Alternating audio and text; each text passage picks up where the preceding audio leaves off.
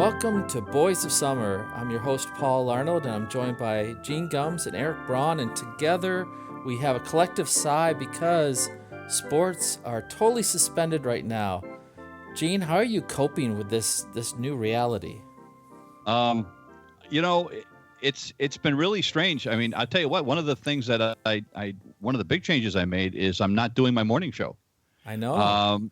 Because quite frankly, for a week, all I talked about was the coronavirus. Mm-hmm. You know, and as all the dominoes started to fall and all the leagues started shutting down and the colleges started shutting down. And frankly, people were tired of hearing me talk about the coronavirus, and I wasn't sure where I was going to go with it. So we've taken a hiatus. I am actually going to do a show on Friday with all the stuff going on in the NFL right now and some things. I'm going to do a show on Friday. But, yeah, it's been weird. I mean, I can't lie. Sleeping in's been nice. But, you know, but the other part of it is that we're supposed to be getting ready for the start of baseball. And you know, having my nights like – all of a sudden I'm watching, you know, the Home and Garden TV, HGTV. I'm like, you know, that's not what I'm supposed to be doing right now. So it's weird. It's weird. It reminds me of a meme I saw where this little saying says, I met this really nice lady on the couch. It turns out she's my wife, you know, type of thing. So yeah. Well, I saw one of those day three without sports. I actually had to talk to my wife. I find out like her favorite color is yellow. Who the hell likes yellow? Eric, how are you coping out there in Houston? Right. It hasn't really affected, I mean, as far as baseball goes, it hasn't really affected me yet. You know, I mean, I paid attention to spring training to a certain degree. I like to listen to the ball games at my desk in the afternoon, but yeah, not a big deal.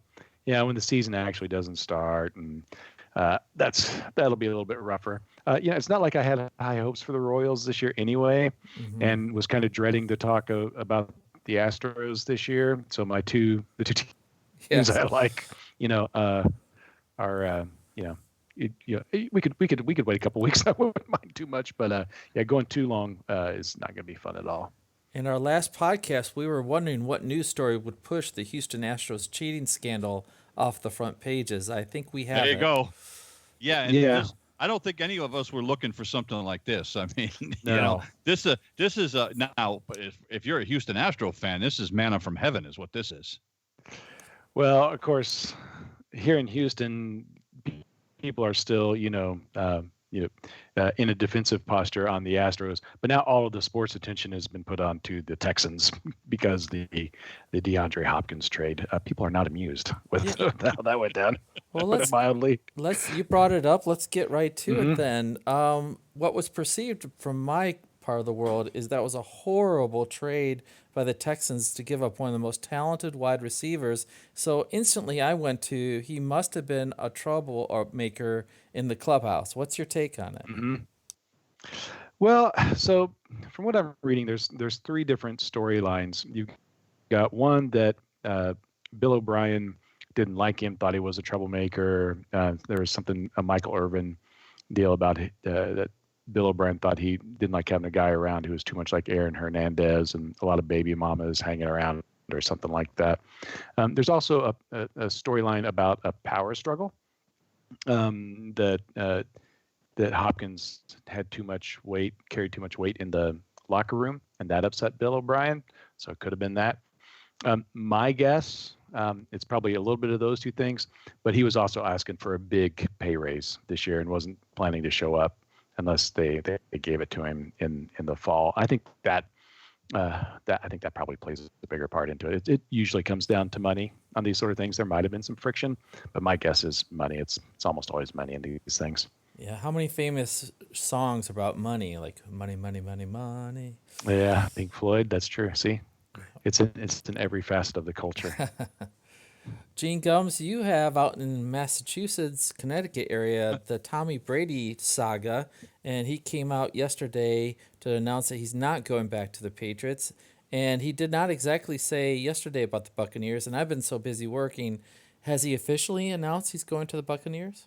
Well, it hasn't been officially announced yet, but it's going to be. The one part of the thing is that the NFL, normally you'd be able to announce these things now because the NFL season technically has begun.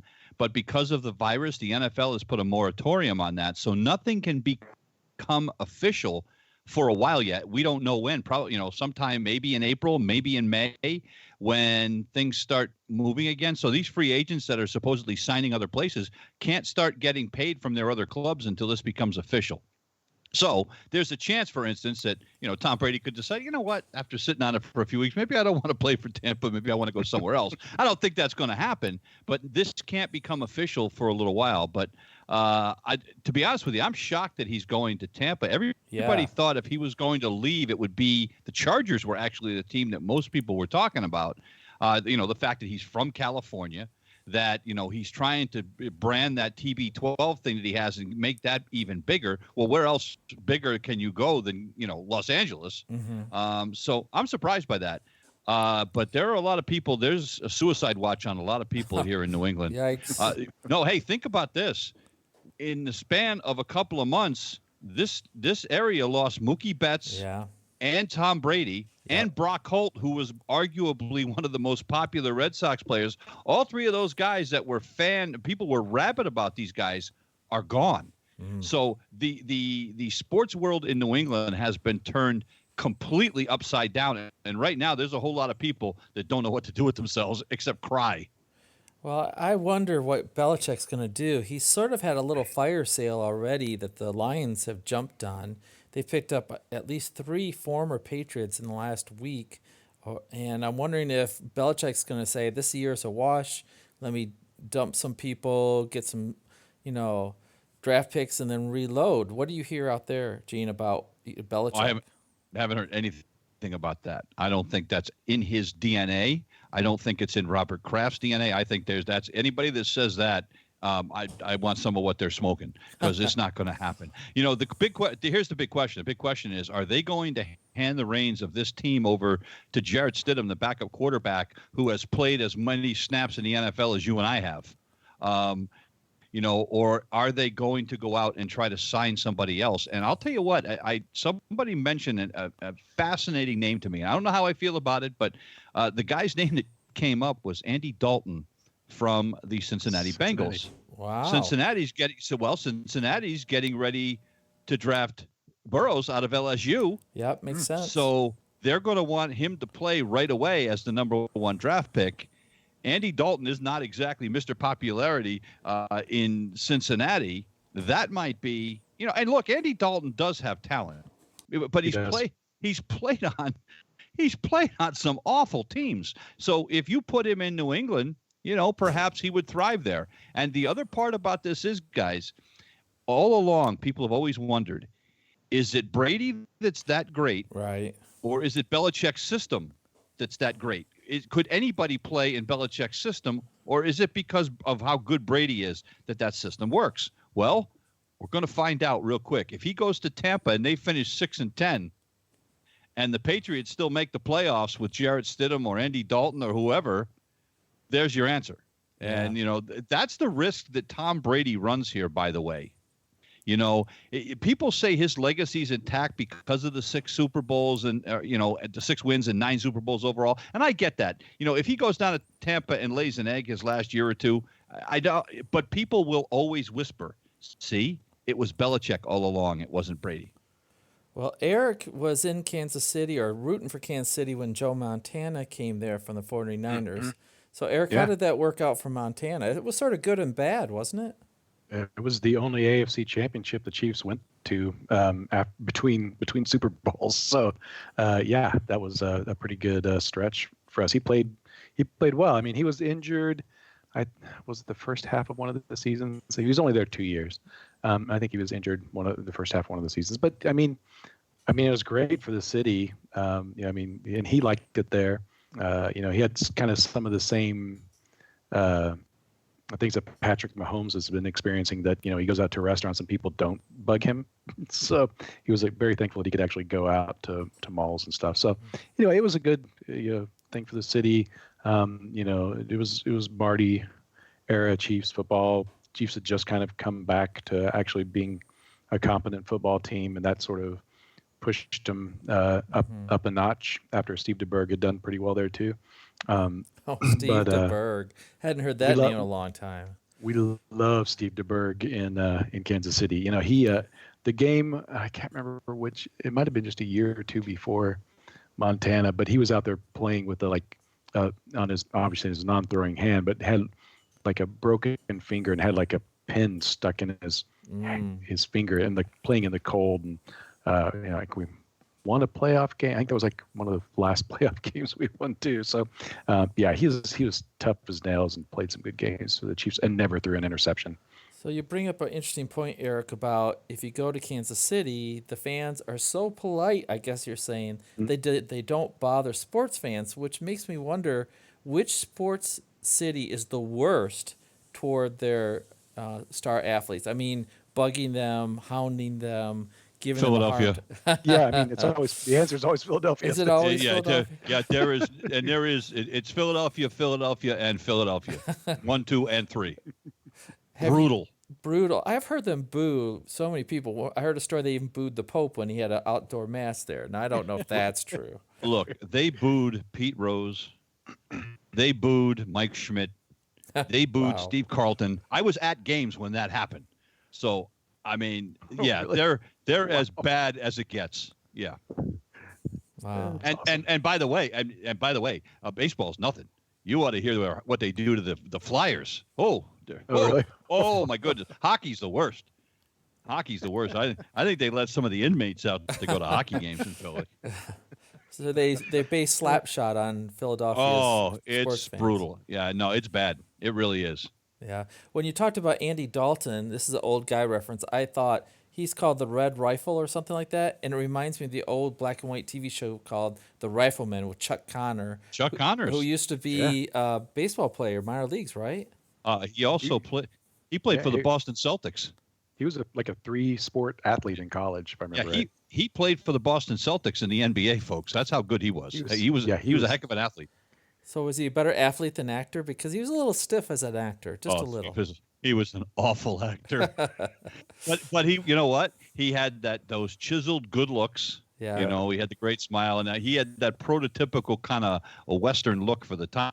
I used to love The Rifleman when I was a kid. Yeah, me too. Yeah, And they show it reruns now. When I see it, I sort of cringe because the kid who plays his son is a horrible actor.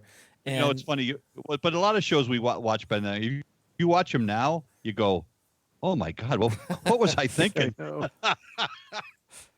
yeah, so that's like Star Trek still holds up for me. I watched it as a kid, and Kirk and Spock. That still holds up, although the backgrounds and some of the hair things don't stop. I always look at it now, saying, "What kind of toupee is William Shatner wearing now?" Because when I watched it as a kid, I had no clue he was wearing a toupee. Is there other old shows you guys to watch?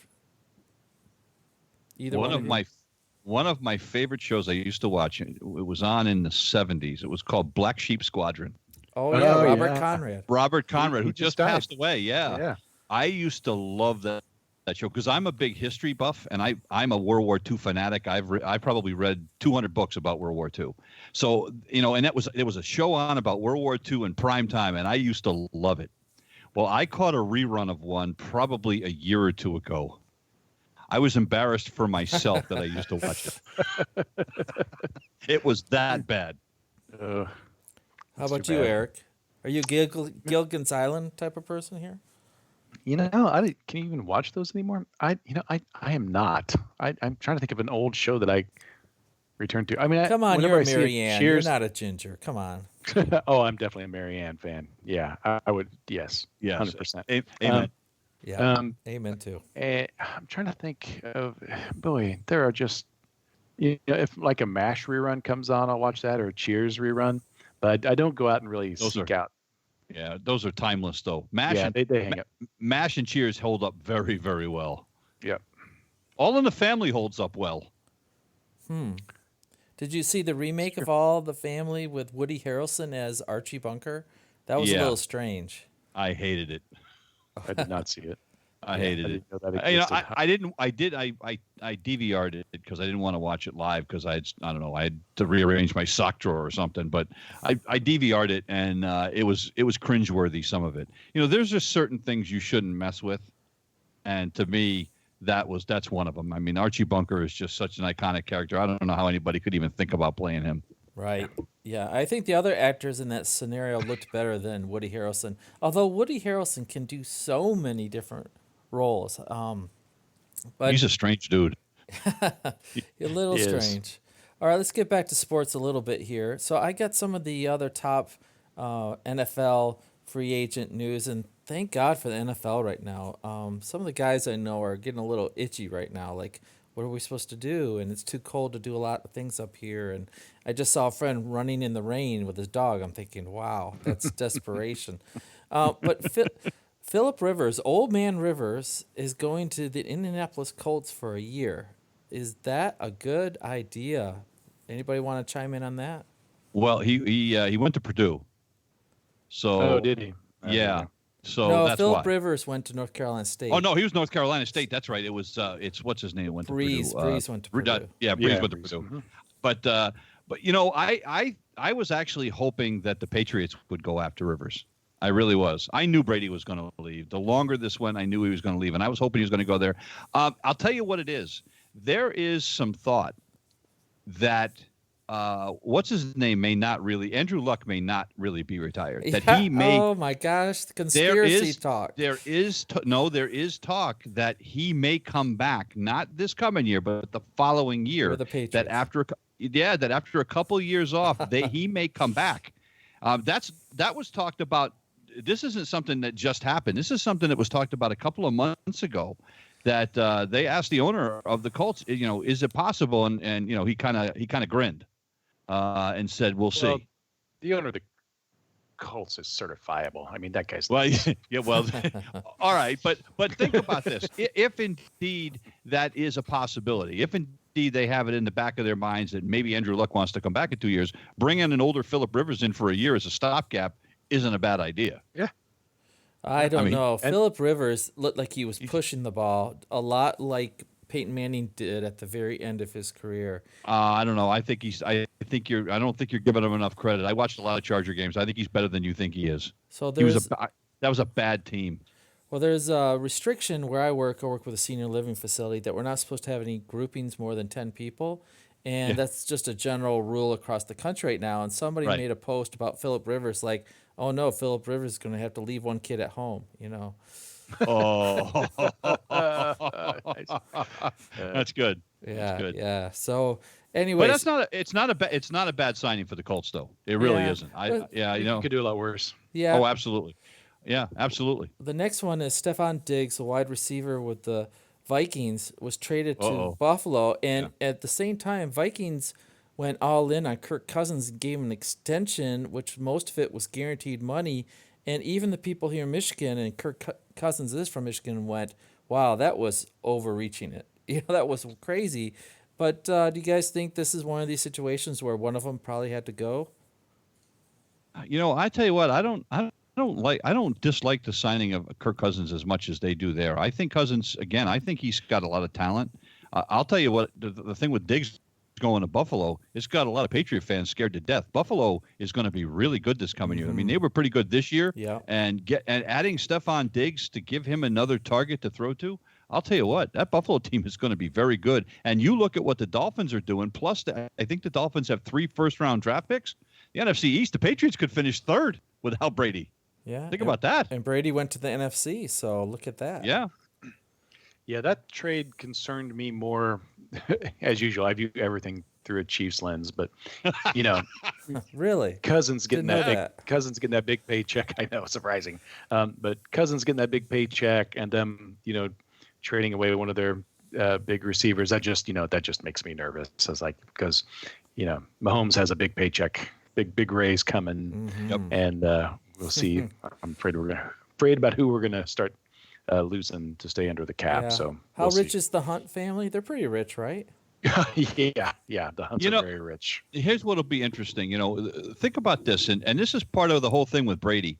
Brady was underpaid for most of his career. Yeah. He took less money to help that team succeed so they could sign other players. Not many people do that.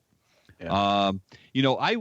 So in today's NFL, the way these quarterbacks are getting paid, if they're not willing to take less money, it's going to be difficult for teams to succeed year in and year out. I think that's part of the reason the Patriots had as much success as they did over the years was because Brady was generous. There's no other way to put it. To be willing to stay there for less money.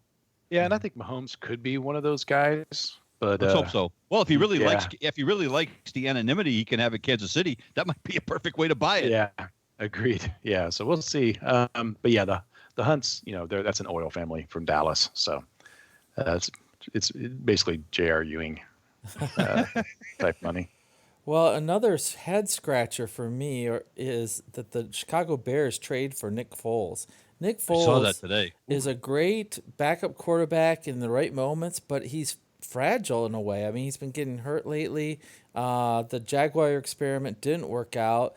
That tells me they don't believe in Trubisky as they're really a great quarterback. I think he's been going down. And then the other quarterback story is that Teddy Bridgewater has gone to the Carolina Panthers, and Teddy looks like he's back to his normal health again, and goodbye Cam Newton. So this switching of quarterbacks has begun, and we're going to see who's really done the great job. So would you rather have Nick Foles or Teddy Bridgewater, Gene? Teddy Bridgewater in a heartbeat. Yeah. I mean, and I'm only, I say that. I mean, Nick Foles did a great job when he had to come in, in Philadelphia after the injuries, and he did a great job, for the Eagles. So I say that I'm going on recency bias. What Teddy Bridgewater did this year, when he was thrown to the Wolves, when Drew Brees got hurt, what he was able to do with that Saints team and keep them on the right track, and he looked great. So I'm going based just on that. He was 5-0. Yeah, I mean, based just on the way he played when Brees got hurt, I think I'd take him all day. Yeah, I agree. Yeah, agreed. It just feels like he has way more upside than Foles does at this point. He's because he hasn't played a lot in the last few years, so he's might have a little life on that arm when he comes back, and legs when he actually gets a starting job again. Well, according to Bill Barnwell, who writes for ESPN, he thinks Brady to the Bucs is a great move for Tom Brady because what was he lacking in New England, guys, this last year? What position? Wide receivers. Yeah, and he goes down. He gets Mike Evans, who's one of the best receivers. And there's a couple other guys that are really good as well. And then you have an experienced head coach with Arians who knows how to work with experienced quarterbacks.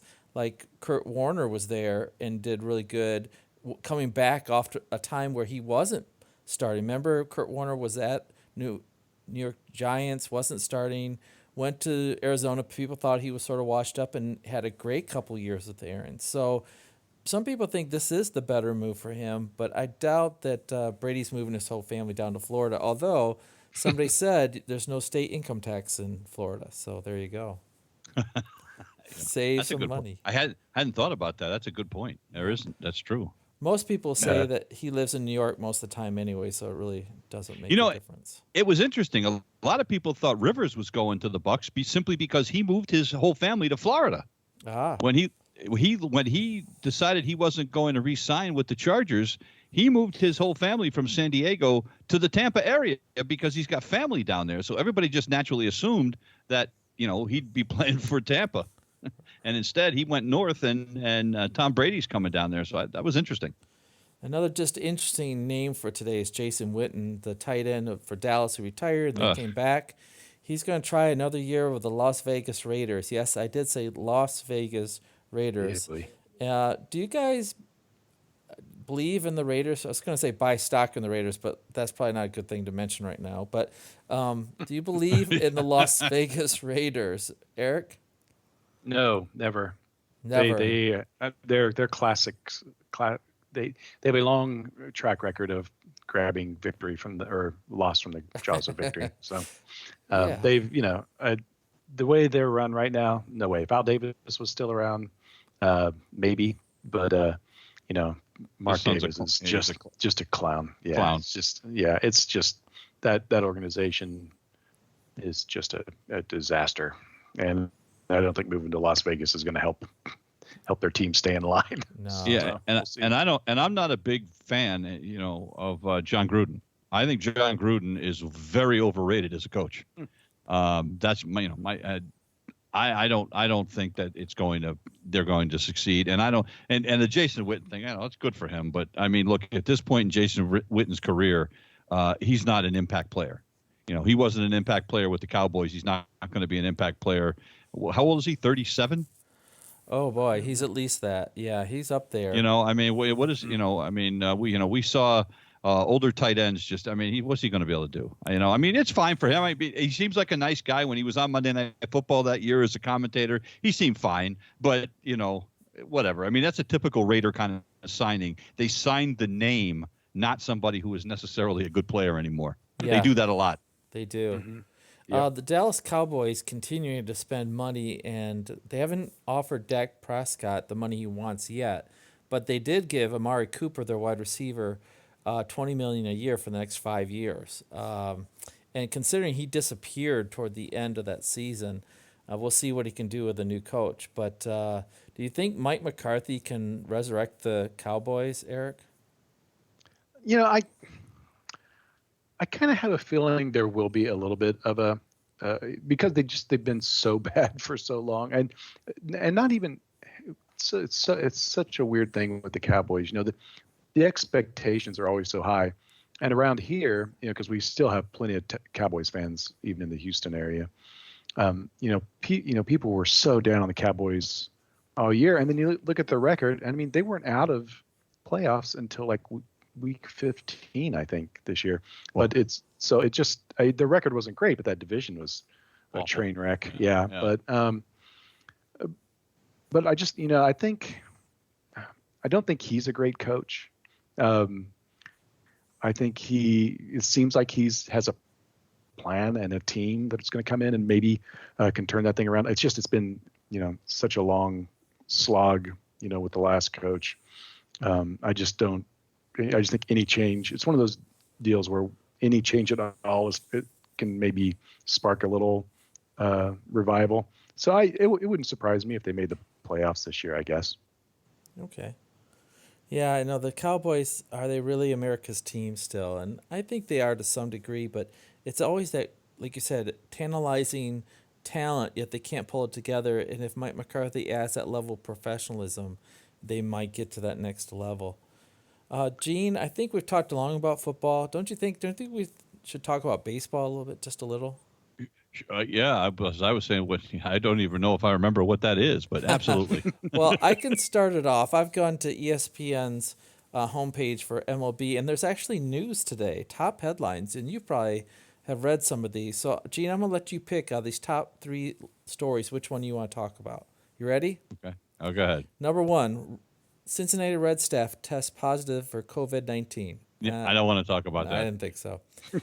Number 2, Tigers, my beloved Tigers, their left-hand prospect Wentz has elbow surgery. And number 3, Rangers Calhoun near workouts after broken jaw. Those are the top 3 headlines. That's it? Yeah. I'll tell you what a better headline is the fact that who had surgery for Houston? Verlander had surgery. Yeah. I hate to say this, and this is going to sound like I'm an idiot. Well, then again, maybe I am. But I mean, this shutdown of baseball right now is what a break that is for Justin Verlander the Houston Astros, because now he can have this surgery and, there's a chance that he'll be ready to go when they start the season. Yeah, that is. You're right. That's great. And, look, I'm glad for Willie Calhoun, because did you see that replay of him getting hit in the face? I didn't. Oh my goodness. Oh, it's one of those. I remember, speaking of Houston, I remember when Dickie Thon got hurt back, and I think that was in the 80s. He got hit in the face, and and it ended his career. Essentially, he tried to come back, but he was never the same after that. And he was a heck of a second baseman until he got hit. So it's going to be interesting to see how he comes back from this, because that was really, really scary. Yeah. And you know what? The guy who's got to feel the worst is the guy who threw the pitch. I don't know how I'd live with that. Yeah. I'd be afraid to throw. Don't you think it just got away from him, or you don't think you would have targeted him?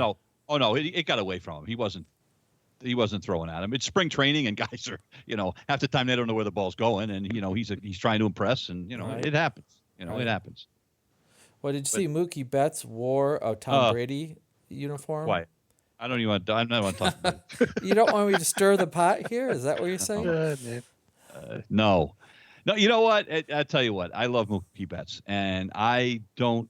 I'm not unhappy that he left. I mean, he had to do what's right for him. He wasn't going to resign in Boston without testing the free agent market anyway. I still say the Red Sox could go back and they can get him and bring him back home. That's what I'm going to live with. I'm going to live for that for the next 12 months. That's where I'm living. I'm living with Mookie's coming back to Boston for 2021. Wow. That's optimistic, man. That's really. You know what? I'm a glass half full kind of guy. I think you're living on a prayer, actually, if I'm going to drop song names. But Thanks, John Bon Jovi. Thank you. So this, have you guys been watching more movies lately? Because normally I would come home, I'd turn on ESPN, check out some score, see what's going to be playing tonight, and we will be watching March Madness really quickly here. Yep. We'd be finished with the division. Tomorrow would be the start of March Madness if everything was back to normal like it should be. So when you rate March Madness, guys, compared to other sporting things that you enjoy, where would you rate it? I mean, would World Series be number one with you guys, and then where would March Madness be? Eric? World Series, Super Bowl, March Madness. I love it. I love it maybe a little bit less since the after they started the one and done season deal. What's that been? That's the about play-in 10 years. games? Yeah. Yeah. Well, no, that's fine with me. I mean that players have to show up for one season I in gotcha, college yeah. and then leave.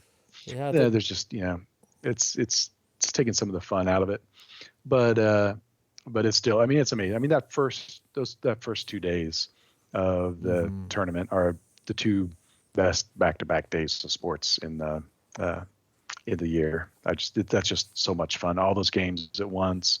You got, I typically have like monitors going here and there, in my office with games on. It's just a lot of fun. And you fill out a bracket, at least one? Oh yeah. Yeah. Gene, how would you rate your favorite big-time sporting events? Is it World Series number one? Oh yeah, and Paul. I mean, Eric had him right. Except I have him flip-flopped. I like March Madness better than I like the Super Bowl. Oh. Well, and for the simple reason that at least half the time, the Super Bowl is a turkey. The game's terrible. At least with March Madness, it's and I tell you what, I could watch the first 2 days sometimes and maybe not watch the rest of the tournament because Eric's right. The first 2 days are the best, because that's when you get the 3 seed, the 14 seed beating the 3 seed or so. I mean, it's just the best. Schools. Who can forget? Was it 2 years ago when UMBC pulled that huge upset in the NCAA tournament? And that was the greatest thing. It put UMBC, that school, nobody had ever heard of it. Towson, I had heard it. It's University of Maryland, Baltimore County. Yep. And I've been there. They were in the conference when I worked in college athletics. They were in our conference. And so I went there. I've been there a ton of times, but nobody else had ever heard of it. And their guy that was running their social media page became like a star around the country. Oh, it was great. So that, to me, that's the first 2 days. Derek's right. The first 2 days of that tournament are the best. Period. And I'll tell you what, the first 2 days of that tournament might be better than the World Series. Ooh. But the World Series overall is my favorite sporting event. Period. Just imagine bar owners and restaurant owners. Not only did they miss out on St. Patty's Day, but they missed out on all the March Madness. And around here, it's been talked about how these guys are really hurting. These restaurants are really hurting, and people are doing takeout and things like that. And it's going to be a lot of people hurting if this doesn't end pretty soon. But I'm going to flip it back to another just off-the-wall type question, because I'm looking at a picture online, and it's a picture of a brand new hat, Major League Baseball hat, and a brand new glove, and a brand new bat. Which one of those three, as a kid, would you want to have? If you could have one of those three things from your favorite team, I know it's Boston, Kansas City, which one would you choose, Eric? Glove. Always the glove. A Wilson A2000 or something like that? Yeah, sure. Let's go with that. Actually, I don't think they were I don't made until remember them. after we were I don't know. older. Probably a nice glove with preferably with my favorite player's signature on it. George Brett. That's the one, yeah. Yeah. Okay. And does it have to be Wilson? Just nice broken in. Yeah, I think I always used Wilson gloves. Yeah. Did you Yeah, ever nice sleep Wilson with glove. your glove, man, to break it in? Like put a ball in there and then wrap it up and.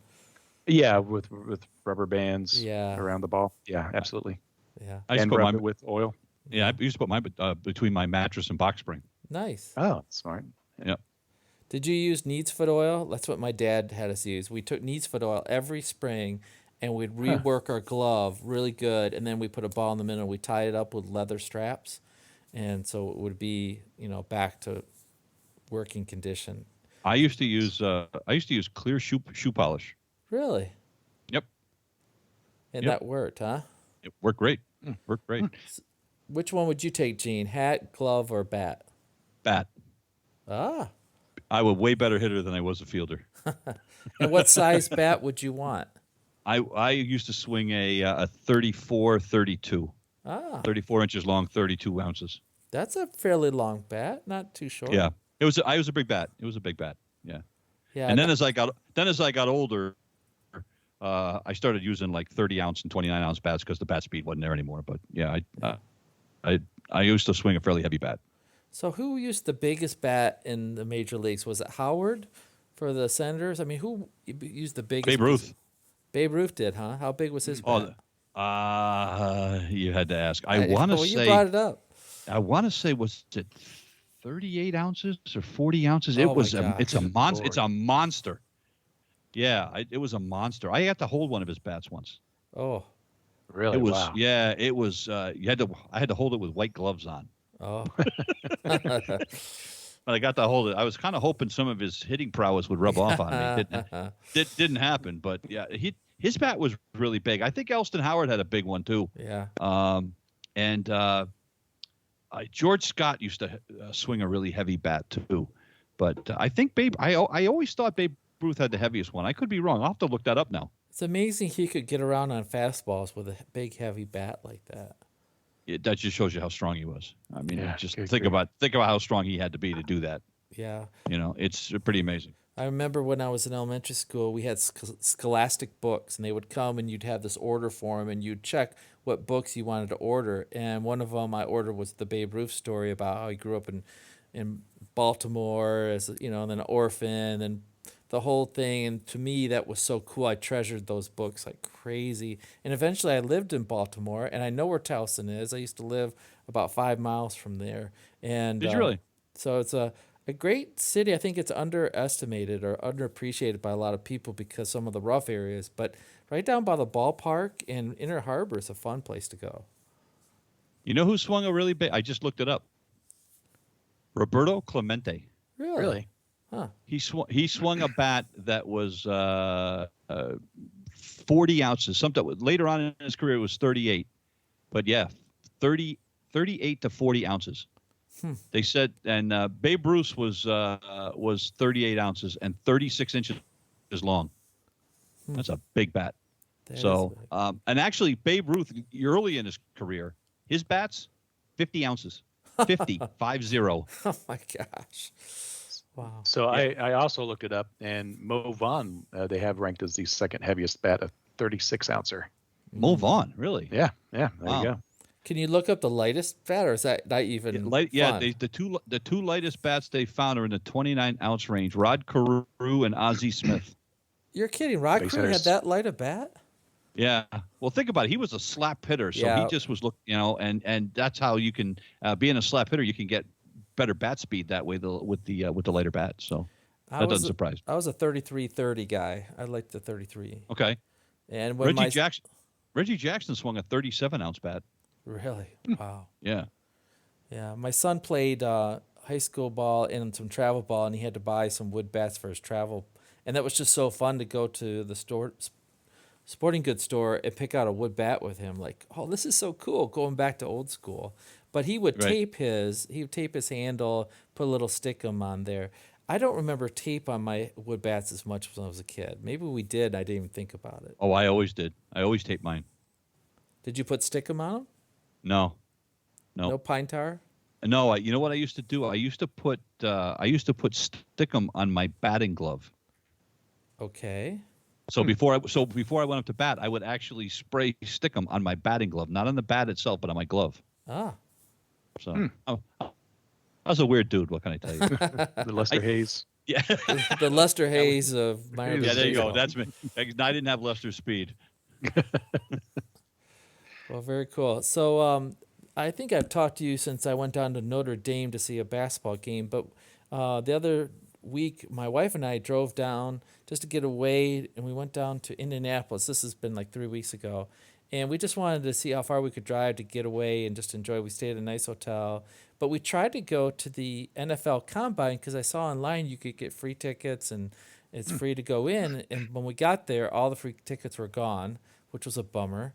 But we went over toward Butler University, and that's really a nice academic area in the old basketball court there. They actually shot Hoosiers at.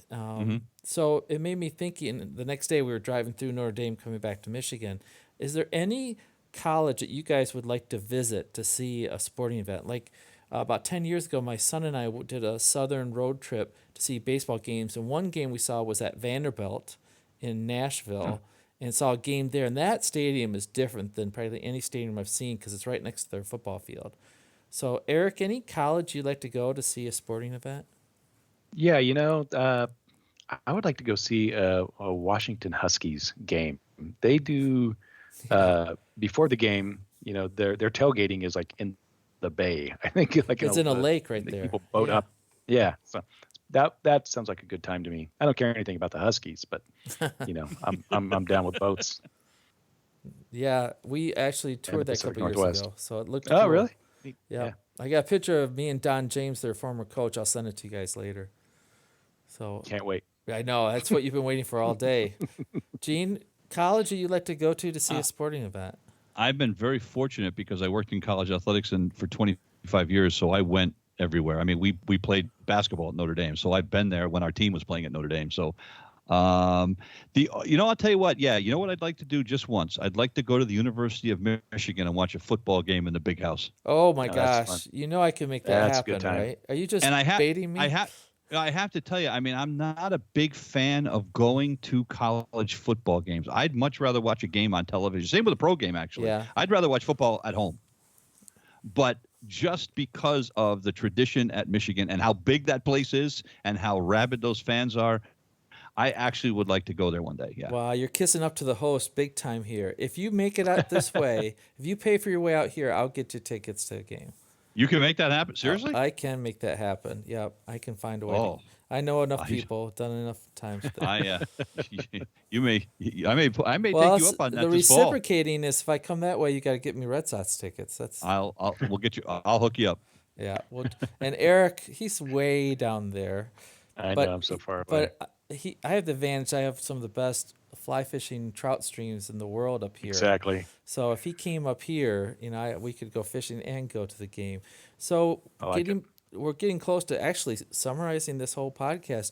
Gene, I guess, is there any lessons you learned through this time where there's no sports, or any things that you're going to do to stay sane in the next 3 weeks? Well, I don't think I'm sane now, but I think that it's been interesting to me. I don't think I ever really realized. Now, look, we all know. I mean, I have a sports radio station. I do a sports show, so obviously sports is important to me. But I don't think I fully appreciated how much it is and how ingrained it is. Now, my wife might be the happiest person in America, because I don't have my head buried in some kind of a sporting event. But I think it was an eye opener for me that it's really in our society how invasive sports is. I mean, Yeah. there are how many people actually? I mean, do you know how many people do you actually know that can actually say they're not a sports fan of any sport? I think I know maybe one or two. I mean, somebody, usually you're aligned with some sports. Hmm. So it's hard. I mean, I think our society is way more invested in the sports community, I think, than I realized until something like this happens. And then because it's at all levels. I mean, look, they're canceling high school seasons. They cancel Right. basketball tournaments. They're canceling spring sports already. And so it's on all levels. I don't think I really realized I mean, how much it really is a huge part of our society. I agree. I agree totally. And then it's just so weird not to have every option we want in the world, right? All of a sudden, we're being told we can't do everything we want. But what's so Yeah. wrong with coming home and spending time with family? And for me, walking outside and, when I'm walking by the river nearby where I live or walking on the trails, it just feels like everything is what it should be, without all the noise of the world. Eric, have you learned any lessons or any strategies you're going to use in the next 3 weeks? Well, for my life, I mean, I work from home already, so that hasn't been a big change. Right.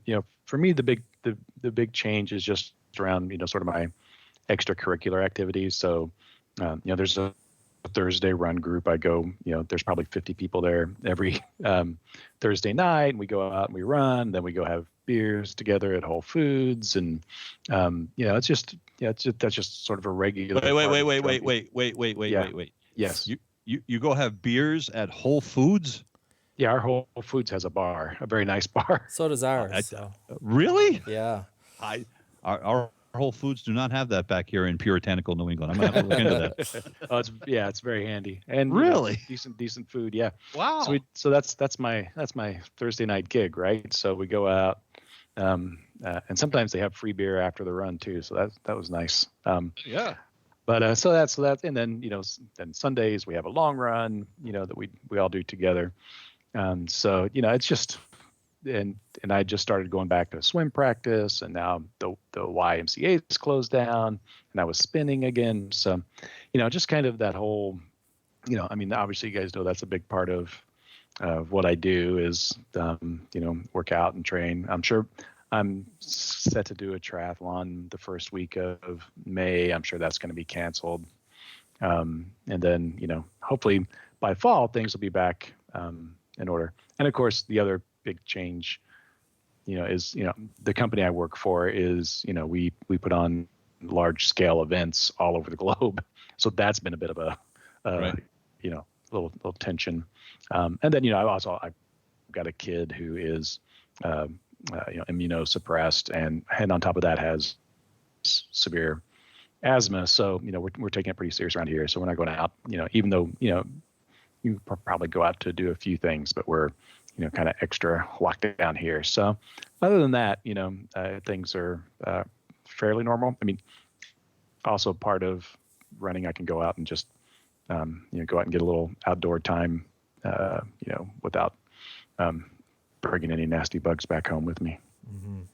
well, both these guys work at home. I work at a senior living facility, and everything's shut down to protect our residents, and the state has mandated it. And today they announced that even spouses who live in different parts of the building, let's say assisted living versus memory care, independent, cannot see each other. They have to be quarantined. And Oh. imagine telling a couple that have been married for 70 years that they can't see each other for a while. So it's been very stressful, and the staff's really stressed out as well because so far all the restrictions are working. We don't have any cases.